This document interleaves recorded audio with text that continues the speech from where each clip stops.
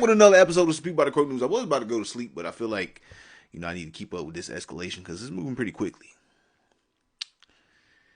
Let's see what happens this week. Last week was eventful and started off April 1st. Looking like we'll keep that same momentum going. Let's get it.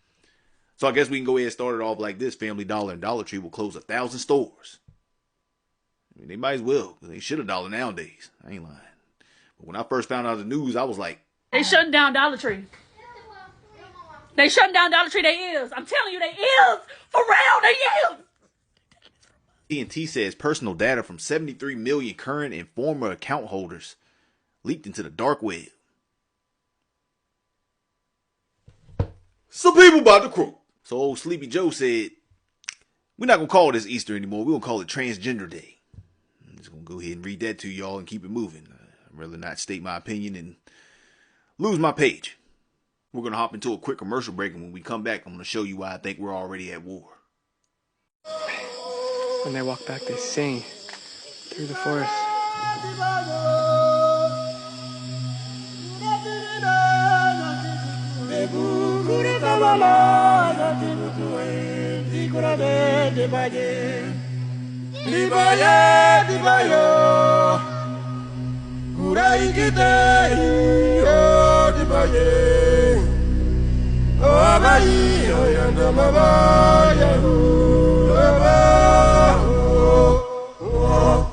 So last week we talked about how the Russians came out and said, that was a nice try trying to blame it on ISIS, but we know Ukraine, the U.S., and the good old British were behind this terrorist attack.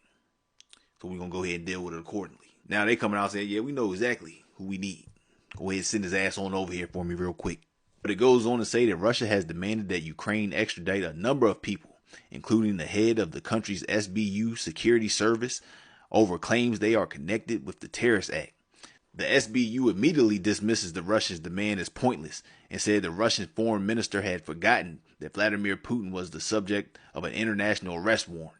As things continue to ramp up between Ukraine and Russia, the Middle East is pretty much the same. Thousands call for Netanyahu to quit. Reports of terror attack on Israeli shopping center, Syria hit by IDF airstrike.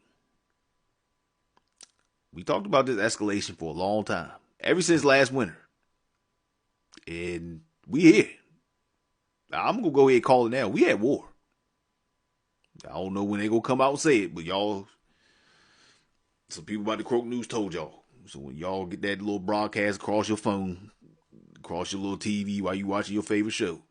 As governments all across the world tend to lose their hold on their people, Jerusalem anti-government rally enters second night as protesters step up to action. Iran's top commander in Syria killed in airstrike. Oh, this not going backwards. We here, baby. Buckle up. Some people about to talking about for the last few weeks now how Russia kept on moving after Avdiivka. They have not stopped. They look like they done shaped the battlefield how they wanted it. Ukraine is having trouble with the air. They're having trouble with keeping the lights on. They're having trouble with ammunition. They're having trouble with morale. Now the Russians' preparation for a major offensive. So this wasn't even, they literally doing a shaping operation right now. This isn't even the major push. Kharkiv in the dark. Surgical airstrikes in Donetsk and Zaporizhia. This says the Russian VDV prepares for Odessa. Ukrainians urgently fortify the city. Setting up a triple defense in Kyiv. Ukraine said, oh shit. And already it's not looking good. Kyiv issued an order to evacuate Chasiv Yar. The Russian army has broken through the last line of defense and is entering the city. Like I tell you, I may not know everything, but one thing I know for sure. Some people about to croak.